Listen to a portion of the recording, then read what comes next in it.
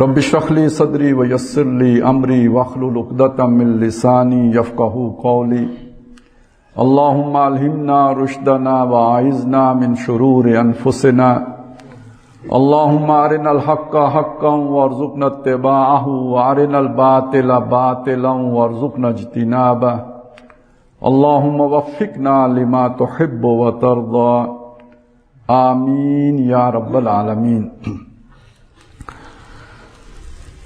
آج کے خطاب جمعہ کا جو موضوع تجویز کیا گیا ہے وہ یہ ہے کہ موجودہ جو ہماری زبوں حالی ہے، یعنی ہماری سے مراد مسلمانوں کی، اس سے نکلنے کا رستہ کیا ہے۔ زبوں حالی پر کوئی زیادہ بات کہنے کی اب ضرورت نہیں ہے، وہ سب کے سامنے ہے۔ ہماری بے بسی، ہماری مظلومی، اور اس کے اوپر ہم کچھ نہ کر سکنے کے قابل۔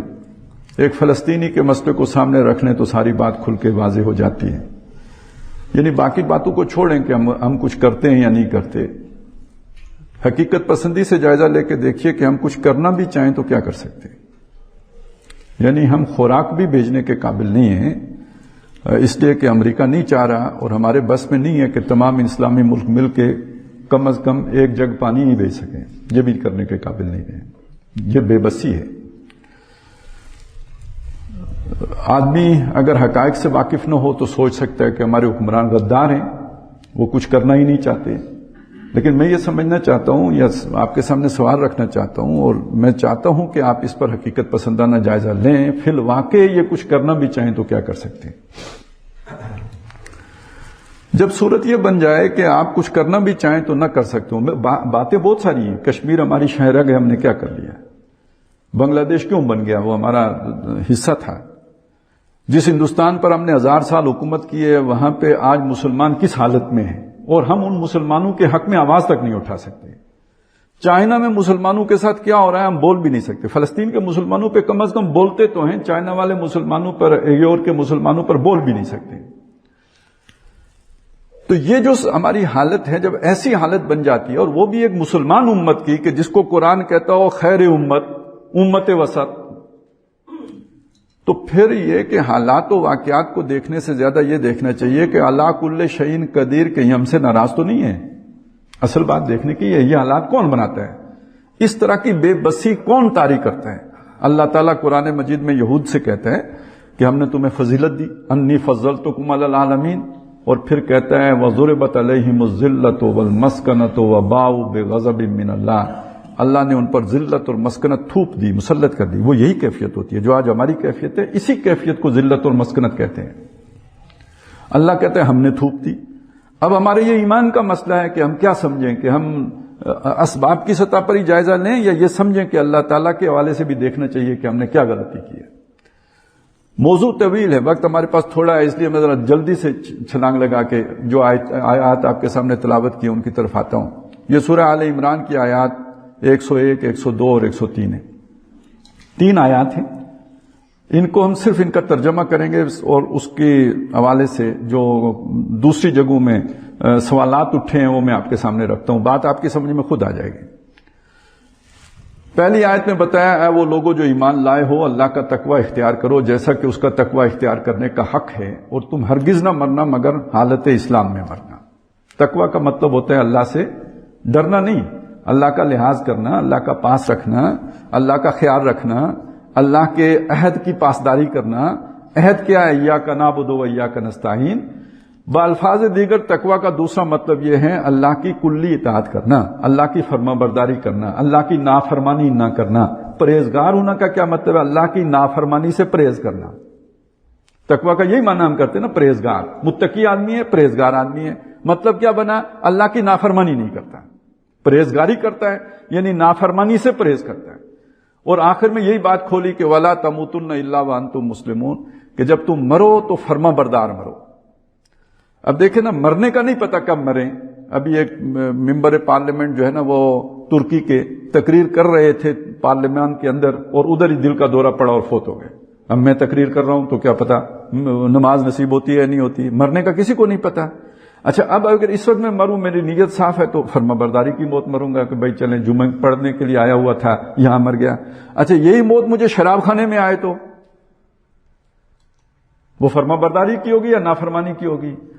تو اب یہ طے کر لو کہ نافرمان نہیں مرنا، مطلب یہ کہ ہر وقت فرما بردار رہنا ہے، کیونکہ یہ نہیں پتا کہ موت کب آئے گی. ہر وقت فرما بردار رہنا ہے اور فرما برداری کلی کرنی ہے. یہ تو نہیں کہ اللہ نے کہا نمازیں تو ہم 5 پڑھیں، روزے نہ رکھیں، یہ چلے گی بات؟ نہیں چلے گی. اچھا روزے بھی رکھیں، نمازیں بھی پڑھیں، جھوٹ نہ چھوڑیں، رشوت نہ چھوڑیں، حرام خوری نہ چھوڑیں، سود خوری نہ چھوڑیں. تو پھر اس کا مطلب فرما برداری کلی نہیں ہو رہی ہے، اور یہ آدھا تیتر آدھا بٹیر اللہ کو قبول نہیں ہے. تو ایک آدمی وہ ہوتا ہے جو بالکل نہیں مانتا، وہ تو کافر ہے، اس کا جو بھی ہوگا آخرت میں ہوگا، ادھر آئے گا تو معاملہ چکتا کیا جائے گا. یہ جو بندہ ہوتا ہے جو اللہ کی مانتا ہے اور کنارے کنارے رہتا ہے، وَمِنَ النَّاسِ مَن يَعْبُدُ اللَّهَ عَلَى حَرْفٍ، بندوں میں وہ بھی ہیں جو اللہ کی بندگی کرتے ہیں مگر کنارے رہ کر کرتے ہیں. مشکل آتی ہے پیچھے پاؤں کھینچ لیتے ہیں، گہرے پانی میں نہیں اترتے ہیں، سختی میں اپنے آپ کو لے کے نہیں جاتے ہیں، آسان آسان کام کرتے ہیں، مشکل کام جو نفس پر گراں ہوں وہ نہیں کرتے. جب یہ کرتے ہیں تو قرآن مجید یہ کہتا ہے، چونکہ یہ کام پہلے یہودی کرتے تھے اس لیے ان پر یہ ذلت مسلط ہوئی تھی، تو قرآن نے ان سے یہ بات کہی. تو اب اس کی روشنی میں ہم اس آئینے میں اپنی تصویر بھی دیکھ سکتے ہیں کہ افتؤمنون ببعض الکتاب وتکفرون ببعض، کیا تم کتاب کے بعض پر ایمان رکھتے اور بعض پر ایمان نہیں رکھتے؟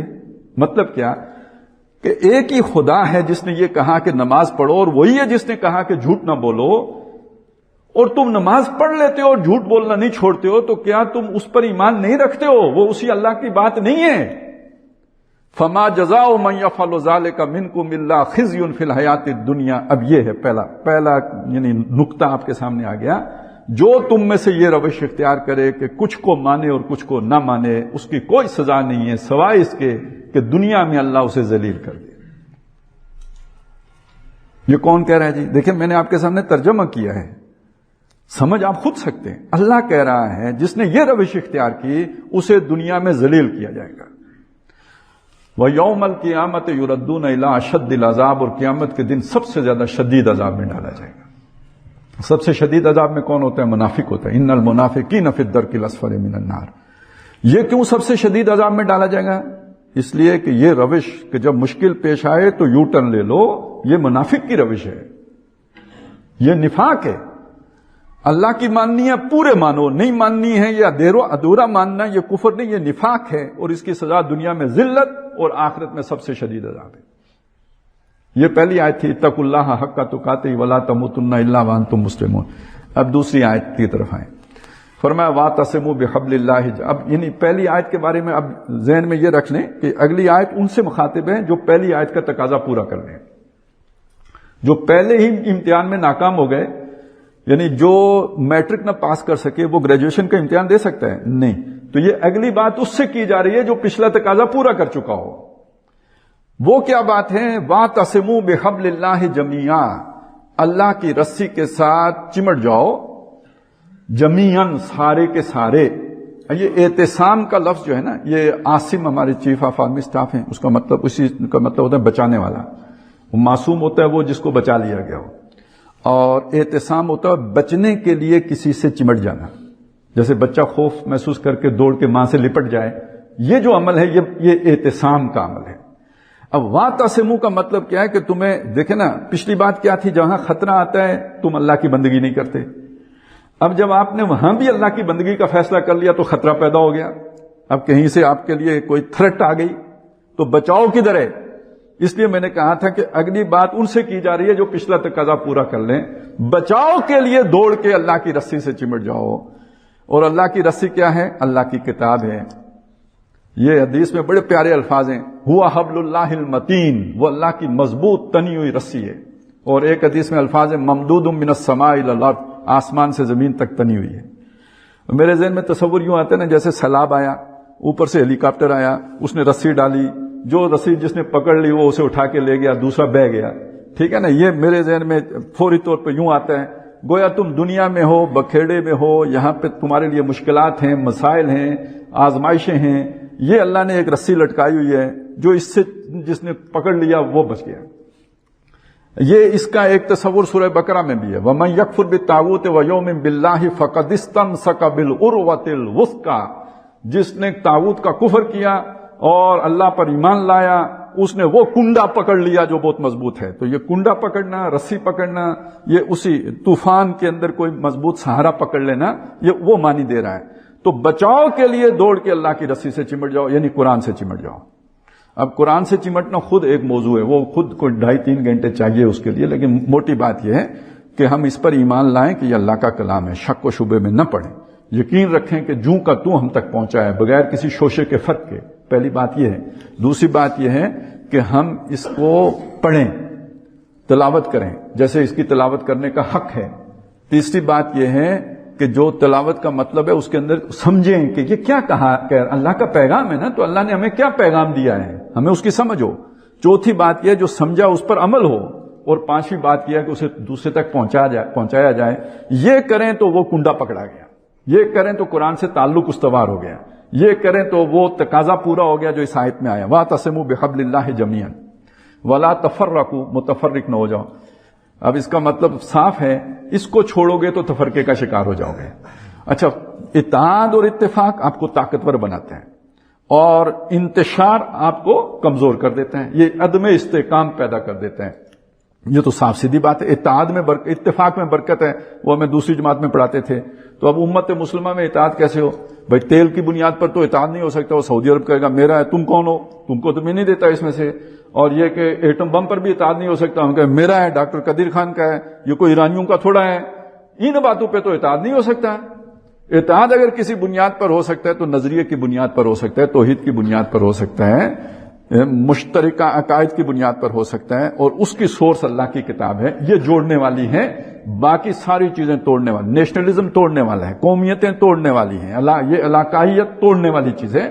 جوڑنے والی شے نظریہ ہے. توحید وحدت کی علامت ہے. توحید ہے بنی وحدت سے، نا، لفظی وحدت سے بنا ہے، واحد سے بنا ہے.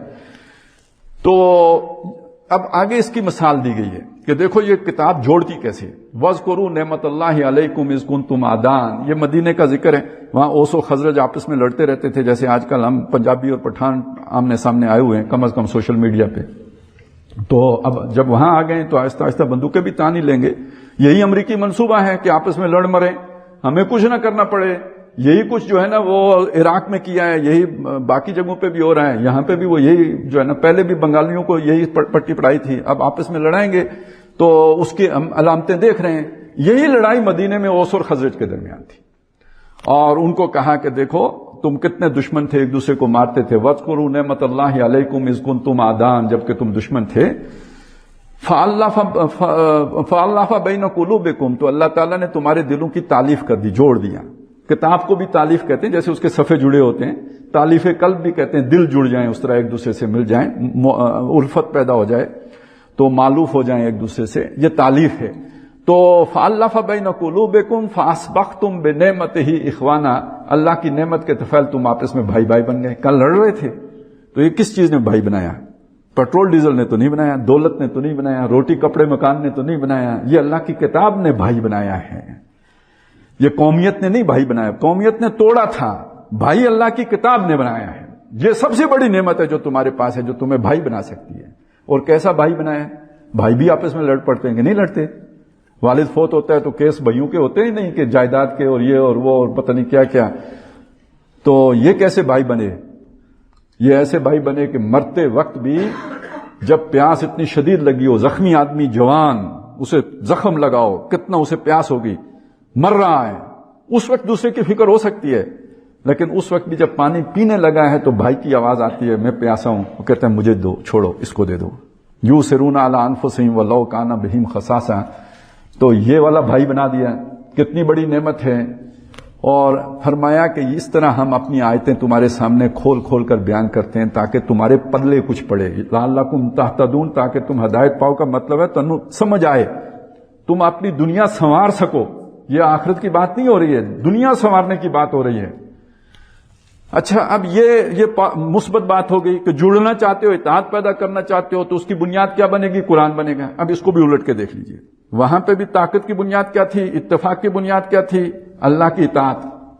الٹ کیا تھا؟ اللہ کی ناراضگی. اگر اطاعت نہیں کرو گے تو ناراضگی ہوگی اور ذلت ہوگی دنیا کی، اور آخرت میں عذاب ہوگا. اب یہاں بھی سمجھ لیجئے، کتاب سے جڑ جاؤ گے تمہیں عروج ملے گا، نہیں جڑو گے تو کیا ہوگا؟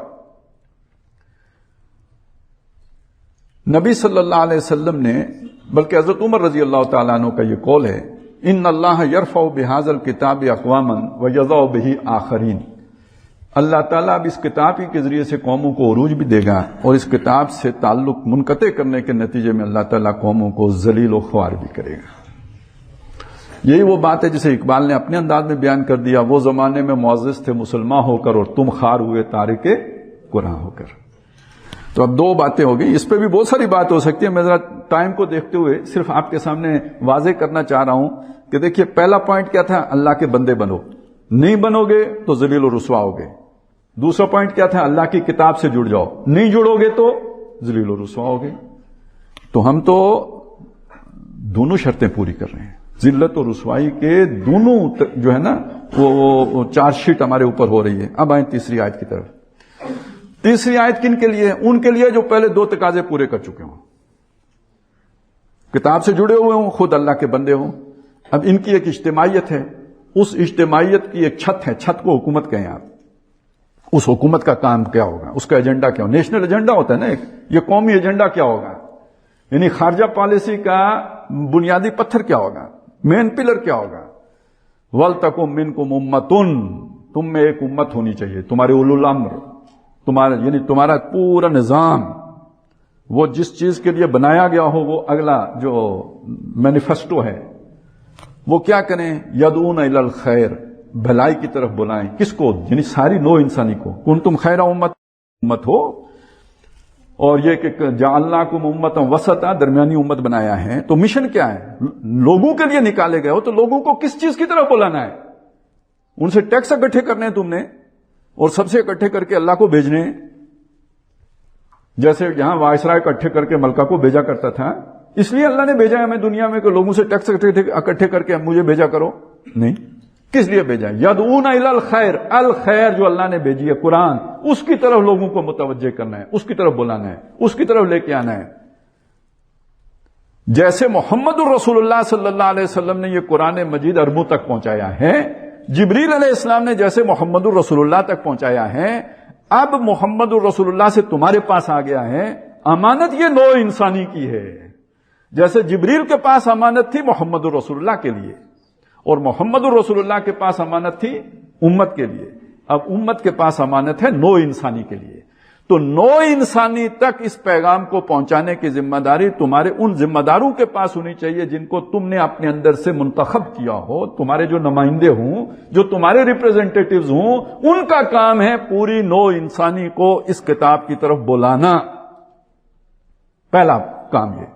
دوسرا، یامرون بالمعروف، نیکی کا حکم کرنا۔ اس دور زوال میں ہم نے نیکی کے حکم سے مطلب یہ لے لیا کہ جیسے ابھی میں آپ کے سامنے امر بالمعروف ہی کر رہا ہوں نا، بات سمجھا رہا ہوں، کسی کو نماز سکھا دی تو امر بالمعروف کر دیا، کسی کو جھوٹ بولنے سے منع کر دیا تو نہی عن المنکر کر دیا، کسی نے کپڑے صحیح نہیں پہنے ہوئے تھے اسے بتایا یار کپڑے یوں کر کے پہنو تو نہی عن المنکر کر دیا۔ یہ چلیں، یہ ایک درجے کی بات ہے، یہ بہت ہلکی بات ہے۔ امت کی سطح پہ امر بالمعروف اور نہی عن المنکر کیا ہے وہ اگر سمجھنا ہو تو حضرت سعد بن ابی وقاص جب ایران آئے تھے، ان سے پوچھا گیا کیوں آئے ہو، تو انہوں نے کہا انا قد ارسلنا، ہم بھیجے گئے لنخرج الناس، تاکہ ہم لوگوں کو نکالیں، من ظلمات الجاہلیت الی نور الایمان، جہالت کے اندھیاروں سے نکال کر ایمان کی روشنی میں لے کے آئیں، ومن جور الملوک، بادشاہوں کے ظلم سے نجات دے کر الی عدل الاسلام، اسلام کے عدل میں لے کے آئیں۔ تو اب امر بالمعروف ایمان کی دعوت، نہیں عن المنکر ظلم کا خاتمہ۔ تو تم مشنری ہو، تم نے پوری دنیا کے سامنے ایمان کی دعوت پیش کرنی ہے اور پوری دنیا سے ظلم کا خاتمہ کرنا ہے، یہ امر بالمعروف اور نہیں عن المنکر ہے۔ یامرون بالمعروف یعنی ایمان کی دعوت پوری نوع انسانی کے لیے، وینہون عن المنکر، اور منکر سے روکنا یعنی ظلم کا خاتمہ کرنا، پوری دنیا سے خاتمہ کرنا، یہ تمہارا مشن ہے۔ وَأُولَٰئِکَ هُمُ الْمُفْلِحُونَ، یہ تین پوائنٹ پورے کر لیں وہ فلاح پائیں گے، وہ بامراد ہوں گے، وہ کامیاب ہوں گے، ان کے پیچھے اللہ کی برکتیں ہیں، ان کے ساتھ اللہ کی مدد ہے، نصرت ہے۔ اگر یہ امر بالمعروف اور نہی عن المنکر چھوڑ دیں، ویسے اگر آپ کی مسجد میں تبلیغی نصاب ہو تو اس میں ایک چیپٹر ہے موجودہ پستی کا واحد علاج، آج ہمارا موضوع بھی تقریباً اس کے قریب ترین ہے، تو اس میں 10 سے زیادہ حدیثیں لکھی ہوئی ہیں اس ایک امر بالمعروف اور نہی عن المنکر کے حوالے سے. میں ان میں سے صرف ایک آپ کو سناتا ہوں تاکہ آپ کو بات سمجھ میں آ جائے کہ امر بالمعروف اور نہی عن المنکر کیا ہے، اگر نہ کریں تو کیا ہوگا. حضرت عائشہ رضی اللہ تعالیٰ عنہ فرماتی ہیں کہ نبی صلی اللہ علیہ وسلم ایک دن ایسی عجیب کیفیت میں تشریف لائے کہ گھر والوں سے بات چیت کیے بغیر مسجد چلے گئے. یہ غیر معمولی بات ہو گئی تو وہ سمجھ گئی کہ کوئی خاص بات ہے جو کہنے چلے ہیں. تو اجرے ساتھ ہیں نا مسجد کے جڑے ہوئے، تو وہ دیوار کے ساتھ آ کے کان لگا کے کھڑی ہو گئی کہ حضور کیا فرماتے ہیں، کوئی خاص بات ہے جو کہیں گے. تو حضور نے ممبر پہ تشریف لائے اور لوگوں سے خطاب کیا، یا ایھا الناس، اے لوگو، ان اللہ تعالی یقول لکم، اللہ تعالیٰ تم سے یہ بات فرماتا ہے. یعنی یہ حدیث قدسی ہو گئی، حضور فرما رہے ہیں اللہ نے فرمایا ہے، یعنی جبریل نے آ کے حضور کو بتایا، اب حضور لوگوں کو بتا رہے ہیں. ان اللہ تعالی یقول لکم، تم سے کہتا ہے مرو بالمعروف، نیکی کا حکم کرو، وانہوا عن المنکر، برائی سے روکو، قبل ان تدعوا فلا اجیب لکم، اس سے پہلے کہ تم دعائیں کرو میں تمہیں جواب ہی نہ دوں. وتسالوننی فلا اعطیکم، اور تم مجھ سے سوال کرو اور میں تمہیں عطا نہ کروں. وتستنصرونی، اور تم مجھ سے مدد مانگو، یا اللہ دشمن کی توپوں میں کیڑے پڑ جائیں، ان کے جہاز آسمان میں ہی آگ سے جو ہے نا وہ آگ لگ جائے انہیں، اسرائیل ڈوب جائے، امریکہ غرق ہو جائے، تم دعائیں کرو، فلا انصرکم، میں تمہیں مدد نہ دوں. اس کا کیا مطلب ہوا؟ اگر امر بالمعروف اور نہی عن المنکر نہیں کرو گے تو میری طرف سے جو تمہیں حمایت حاصل ہے وہ ختم ہو جائے گی. باقی روایات سے آپ کو پتہ چلے گا کہ اس میں یہ ہے کہ یہ کلمے کا حق ہے. آپ نے جو کلمہ پڑھا لا الہ الا اللہ محمد الرسول اللہ، اس کا حق ہے. اس میں یہ آتا ہے کہ اللہ تعالیٰ بندہ مومن کلمے کا حق جب تک وہ پورا کرتا رہتا ہے اللہ تعالیٰ اس کی مدد کرتا رہتا ہے، اور جب وہ کلمے کا حق ادا کرنا چھوڑ دیتا ہے اللہ اس کی مدد کرنا چھوڑ دیتا ہے. اور کلمے کا حق کیا ہے؟ امر بالمعروف اور نہی عن المنکر ہے. تو 3 چیزیں ہمارے سامنے آئی تھیں، تقوی اللہ کا اختیار کرنا، اللہ کی کتاب سے جڑنا، امر بالمعروف اور نہی عن المنکر کرنا. تینوں کے کرنے کے نتیجے میں فلاح دارین، دونوں جہاں کی فلاح ہے. اور ان تینوں میں سے کسی ایک کو ترک کرنے کے نتیجے میں دنیا اور آخرت کی رسوائی ہے. اور جنہوں نے تینوں کی تینوں ترک کر کے رکھی ہوئی ہوں تو رسوائی پر رسوائی پر رسوائی یہ ہے. وَضُرِبَتْ عَلَيْهِمُ الذِّلَّةُ وَالْمَسْكَنَةُ وَبَاءُوا بِغَضَبٍ مِّنَ اللَّهِ. آج کے جو حالات ہیں انہیں دیکھ کر یہ میں آپ کے سامنے اس بنیاد پر ایک بات کہہ رہا ہوں. یہ جو کل یہ کچھ ہو رہا تھا افغانستان میں، پھر ہم نے دیکھا یہ شروع ہو گیا عراق میں، پھر ہم نے دیکھا یہ شروع ہو گیا شام میں، پھر ہم نے دیکھا یہ یمن میں، اب ہم دیکھ رہے ہیں یہ ہو رہا ہے فلسطین میں. آج یہاں کل وہاں، کب کہیں کہاں، ہر جگہ کچھ نہ کچھ چلتا رہتا ہے. پچھلے ہم 40 سال سے دیکھ رہے ہیں ہو رہا ہے. ذرا باریکی سے دیکھیں تو 400 سال سے ہو رہا ہے.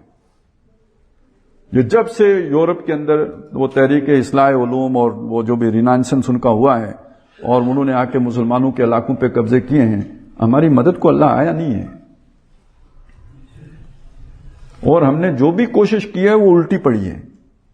1857 کی جنگ آزادی الٹی پڑی. وہ جو چھوٹا موٹا کوئی بادشاہ تھا وہ بھی اس کی بادشاہت بھی گئی، جا کے رنگون میں قید ہو گیا. ہر کوشش الٹی پڑتی ہے. ابھی بھی ہم خبریں سن رہے ہیں، اللہ کرے جو بھی خبریں سن رہے ہیں اچھی ہوں، واقعی اسرائیل ختم ہو جائے. لیکن یہ کہ جب دھول چھٹے اور بادل ہٹیں اور نکلے یہ کہ ٹھیک ہے اسرائیل بھی نہیں رہا لیکن فلسطینی بھی نہیں رہے، تو اگلی بات یہ ہے کہ کیا ہم محفوظ رہیں گے؟ کرتوتیں ہماری وہی ہوں، اعمال ہمارے وہی ہوں، طرز عمل ہمارا وہی ہو، کب تک؟ اس لیے کہ قرآن تو کہتا ہے کہ وَاتَّقُوا فِتْنَةً لَا تُصِيبَنَّ الَّذِينَ ظَلَمُوا مِنكُمْ خَاصَّةً. اس فتنے سے ڈرو جو تم میں سے صرف ظالموں ہی کو اپنے لپیٹ میں نہیں لے گا. خاص طور پر ظالم ہی اس کی لپیٹ میں نہیں آئیں گے. جب وہ آتا ہے تو گیہوں کے ساتھ پھر گھن بھی پستا ہے. جب امر بالمعروف نہیں یعنی منکر نہ کرنے کے نتیجے میں اللہ کا عذاب آتا ہے تو پھر متقی بھی بیچ میں آ جاتے ہیں، پھر اس سے بچتا نہیں ہے. ہاں، اس سے وہ بچے گا جو تینوں کام کرے گا. اس کو اللہ تعالیٰ اپنے خصوصی فضل سے بچا لیتے ہیں، جیسے نوح علیہ السلام کو بچا لیا، جیسے اللہ تعالیٰ نے پیغمبروں کو بچایا، ان کے ساتھیوں کو بچایا.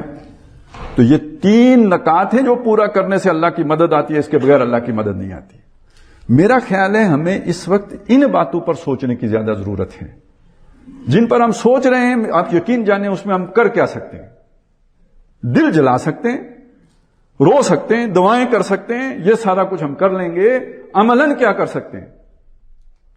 اور کریں تو الٹا پڑنے کا بھی امکان ہے. کیوں؟ وہ جو اللہ کل شیء قدیر ہے وہ اگر ناراض ہے تو ہمارے کسی کام میں برکت کیسے ہوگی؟ ہم تو وسائل میں بہتر بھی ہوں تو بھی اگر اللہ ناراض ہو تو کامیابی نہیں ملتی. تو ہم تو وسائل میں ہیں بھی کمزور، اور کمزور آدمی فاتح ہو نہیں سکتا جب تک کہ اللہ کی مدد اس کے ساتھ شامل حال نہ ہو جائے. کم من فئۃ قلیلۃ غلبت فئۃ کثیرہ. بہت دفعہ ایسا ہوا کہ چھوٹے گروہوں نے بڑے گروہوں کو شکست دے دی، لیکن بے اذن اللہ کے اذن سے ہوا. تو اگر اللہ ہی ناراض ہو تو پھر تو میرا خیال یہ ہے کہ ہمیں پہلے اپنے گریبانوں میں جھانکنا چاہیے. اور دیکھیے یہ نہ سوچئے کہ وہ اوپر والے توبہ کریں گے تو پھر ہم توبہ کریں گے. ہم توبہ کریں گے تو وہ توبہ کریں گے. ہم بدلیں گے تو باقی بات بدلے گی. ہم ہر فرد ملت کے مقدر کا ستارہ. اصل میں ایک بندہ بدلتا ہے تو کل وہ ایک اور کو بدل دیتا ہے، تو ایک اکیلا 2 11 ہو جاتے ہیں. اب 2 مل کے تو پھر اب ایک نہیں بدلے گا، 4 بدلیں گے. 4 مل کے تو 2 کو نہیں بدلیں گے، 8 کو بدلیں گے. اب یہ جو ترتیب ہے، اس سے جب معاشرہ آگے بڑھتا ہے تو وہ جسے کہتے ہیں آہستہ آہستہ اللہ تعالیٰ ان کے اندر پھر استحکام پیدا کر دیتا ہے. یہی ترتیب اللہ کے نبی کی تھی صلی اللہ علیہ وسلم. تو میری آپ سے درخواست یہ ہے کہ اس رخ پر ضرور سوچئے، اور یہ 3 باتیں اپنے بارے میں سوچئے کہ میں خود اللہ کی بندگی میں کہاں کہاں ڈنڈی مار رہا ہوں. میں قرآن مجید کے جو میرے اوپر حقوق ادا ہو رہے ہیں ان میں سے میں کتنا پڑھتا ہوں روزانہ، کتنی تلاوت کرتا ہوں، کتنا سیکھتا ہوں، جو سیکھتا ہوں اس پر کتنا عمل کرتا ہوں، دوسرے کو کتنا سکھاتا ہوں، اور یہ عمل بالمعروف اور نہی عن المنکر کے لیے میری کیا کنٹریبیوشن ہے، میں اس میں کتنا حصہ لیتا ہوں. یہ اگر ہمیں میسر آ جائے تو پھر آہستہ آہستہ باقی حالات بھی بہتر ہو سکتے ہیں. اس کے لیے بھی امر بالمعروف کا اگلا مرحلہ یہ بھی تو ہو سکتا ہے نا کہ دنیا سے جو ظلم ختم کرنا ہے وہ اپنے ہاں سے بھی ختم کیا جائے. تو وہ ایک علیحدہ کام ہے، لیکن پہلے کرنے کے کام یہ ہے. اللہ تعالیٰ مجھے آپ کو یہ سوچنے کی کم از کم میں کہتا ہوں توفیق عطا فرمائے، ہمارا ذہن ادھر لگائے تو اس سے راستے کھل جائیں گے. اقول قولی ھذا واستغفر اللہ لی ولکم ولسائر المسلمین والمسلمات.